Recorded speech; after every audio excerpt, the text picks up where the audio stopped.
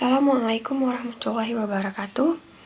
Saya Marini Wetantri dengan NPM 217051051 dari kelas C. Saya akan menjelaskan cara mencari Fibonacci dalam filter rekursif dan dynamic programming. Pertama, Fibonacci dicari secara manual dan terus berulang. Sehingga jika mencari Fibonacci ke-40, dia juga akan mencari Fibonacci yang pertama, kedua, ketiga, dan seterusnya. Sehingga membutuhkan waktu lebih lama.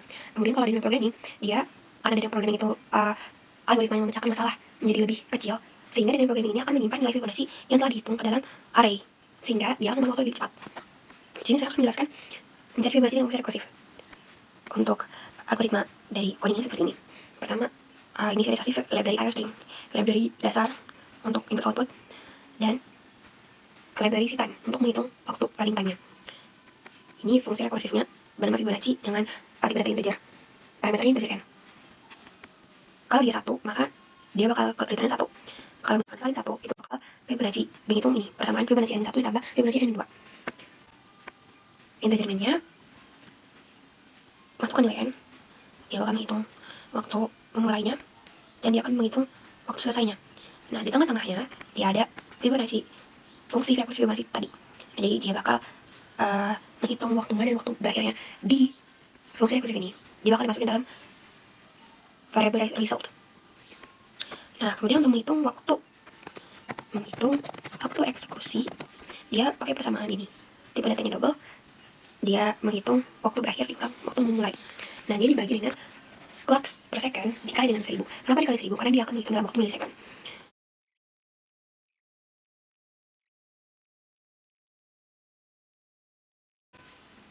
Untuk Fibonacci ke-70 dan 100, dengan menggunakan fungsi rekursif, dia lama ataupun dia tidak keluar hasil waktu eksekusinya. Kemudian kita beralih ke dynamic programming. Untuk library-nya sama aja, dia pakai IOString dan ctime. Ini saya mendeklarasikan sebuah fungsi bernama Fibonacci dengan parameter integer n. Seperti yang tadi, jika n kurang dari sama dengan 1, yaitu 0 dan 1, dia bakal return n tersebut. Nah, jika tidak, maka kemudian dia ada deklarasi integer array fib. Array fib ini dia bakal isinya tuh n plus 1. Dan dia ada array fib 0 di sama dengan 1, fib 1 sama dengan 1. Ini fungsi array, karena kan tadi dynamic programming untuk menyimpan, dynamic programming tadi kan untuk memecahkan masalah untuk jadi kecil-kecil kan. Nah, solusinya juga berupa ini kalau dalam Fibonacci. Solusinya dia menggunakan array. Jadi nilai-nilai yang udah dihitung itu akan dimasukin dalam array fib ini. Array fib 0 sama dengan 0, dia jadi array-nya itu disimpan dalam fib. Nah, ini menggunakan looping untuk i sama dengan 2. I-nya kurang dari sama dengan n. Selama i kurang dari sama dengan n, dia bakal menambah i-nya. I itu kan dia indeks dari array-nya. Jadi indeks array ke i itu bakal dimasukin ke dalam fib i. Ini perhitungan Fibonacci seperti perhitungan Fibonacci yang biasanya, yaitu Fibonacci ke i itu dikurang 1 ditambah Fibonacci i dikurang 2. Sama aja kayak perhitungan Fibonacci seperti biasa. Nah, dia bakal nge-return Fibonacci ke n di sini. Nah,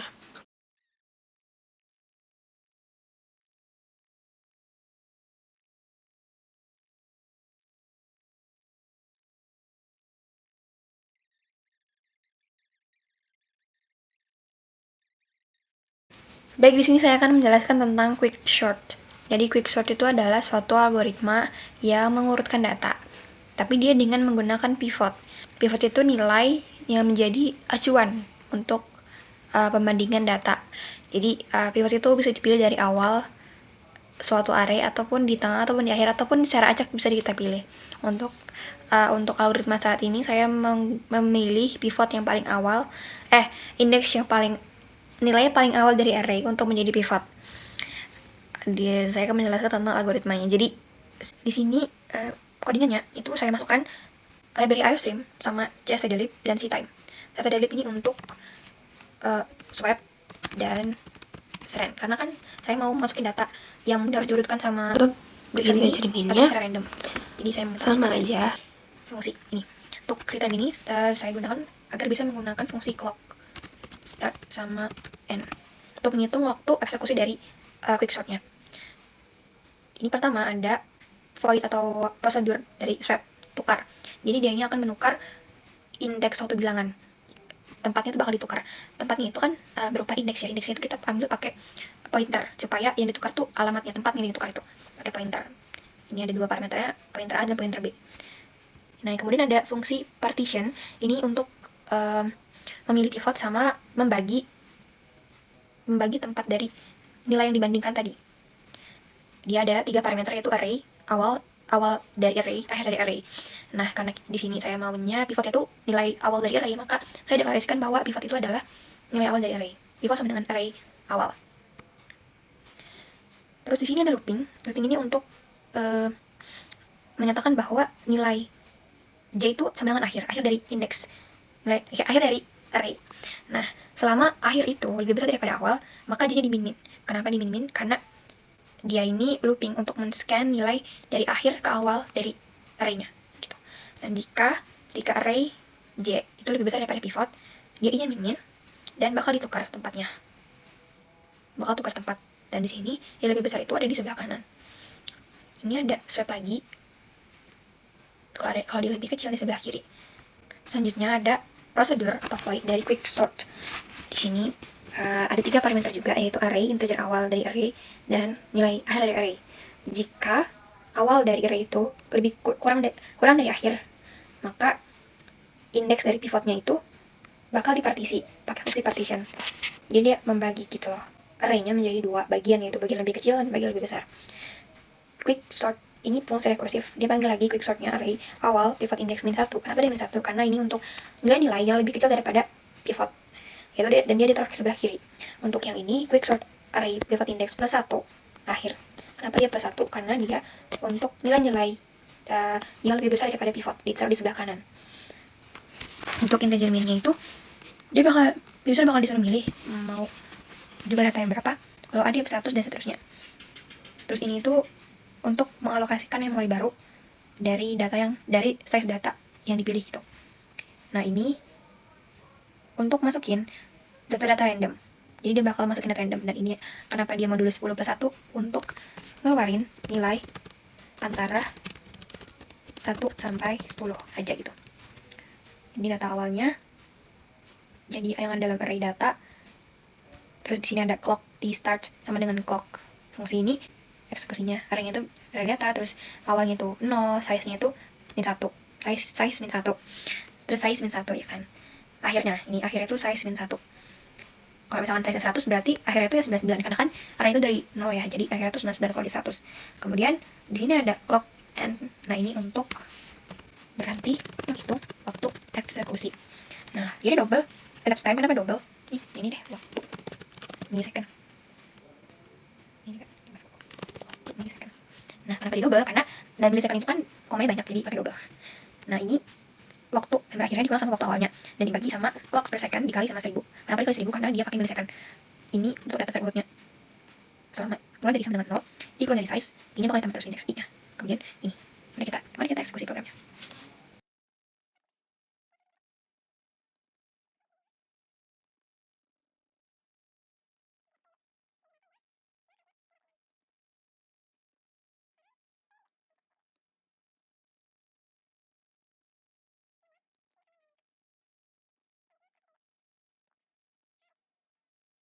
Bubble sort array dari size. Array ini data yang mau kita urutkan. Ini size dari array-nya. Nah, dalam fungsi ini ada looping. Yang pertama itu jika jadi integer I itu dideklarasikan awalnya 0. Nah, selama I kurang dari size min 1, maka I-nya plus. Kemudian di looping lagi jika J sama dengan 0, di looping lagi dan J itu sama dengan 0. J itu 0. Nah, selama J itu kurang dari size min I min 1, maka J-nya plus. Array J lebih besar daripada array J plus 1, maka term ini kayak sementara, itu temporary. Term itu tempat untuk menaruh nilai sementara. Sama dengan, jadi nilai variable term ini tuh isinya array J sekarang. Nah, array J itu diisi lagi sama array J plus 1. Array J plus 1 itu sama dengan term. Jadi sekarang term itu udah berupa J plus 1, array J plus 1. Bubble sort ini dia membandingkan nilai di sebelahnya. Kalau misalkan lebih kecil ditaruh sebelah paling kecil indeksnya, kalau dia lebih besar ya kalau ditaruh di indeks yang lebih besar.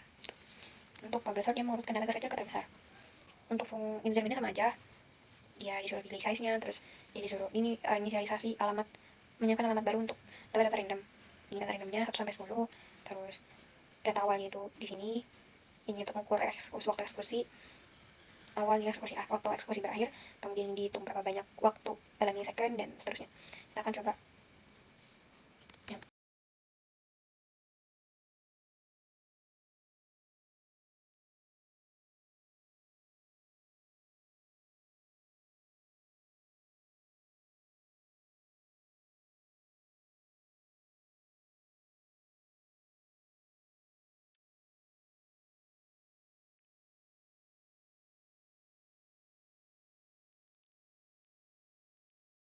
Selanjutnya kita punya selection sort. Ini untuk dasar kerjanya, dia memilih elemen terkecil dari suatu array, dan di elemen terkecil tersebut dibandingkan dan diurutkan sesuai keinginan. Sini saya ingin menurutkan jadi dari array yang terkecil jadi array yang terkecil ke besar. Di sini ada prosedur dari selection sort. Dia ada 2 parameter berupa array sama size dari arraynya. Ada looping di sini, looping. Jadi i-nya pertama 0. Selama itu ukuran dari size in 1, maka i plus plus. Nah, integer terkecil sama dengan i 1 dong berarti. Dari sekarang temnya adalah array i. Sekarang temnya adalah array terkecil. Untuk program utamanya sama aja. Untuk pilih size-nya, terus ini alokasi alamat baru dari data yang diminta secara random. Ini data yang random, angka 1 sampai 10 saja. Kemudian ini data awal, ini ada mengukur waktu eksekusi. Ini berakhir waktu eksekusi, ini dihitung waktu eksekusi dalam milisecond. Kemudian ini terusnya, dan ini waktu eksekusinya. Tahan saja, katakan A.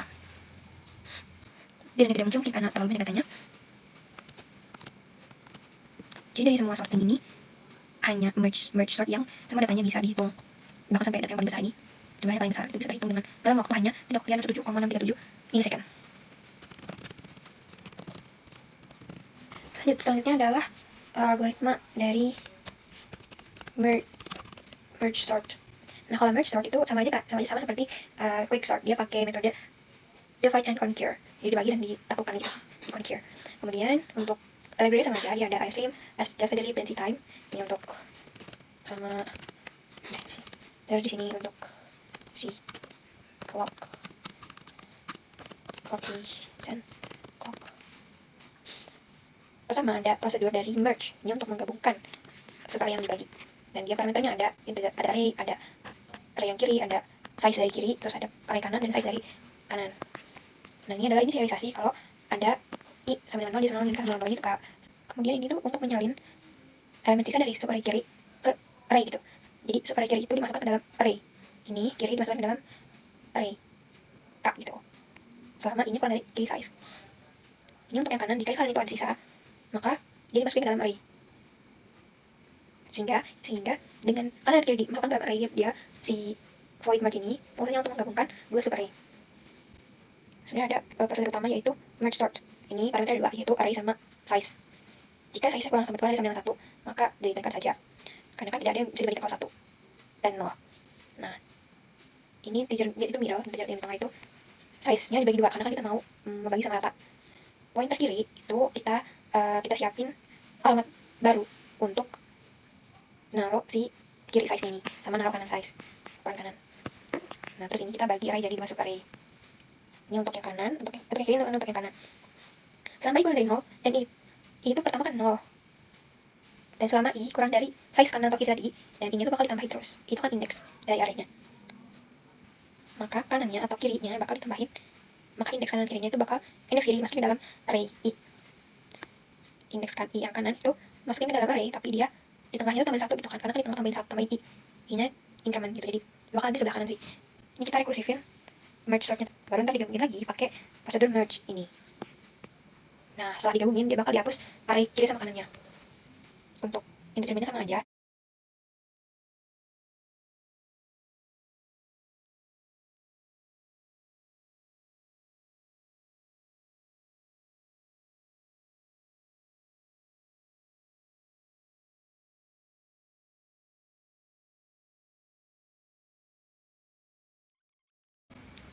Sekian presentasi tugas dari saya. Terima kasih. Wassalamualaikum warahmatullahi wabarakatuh.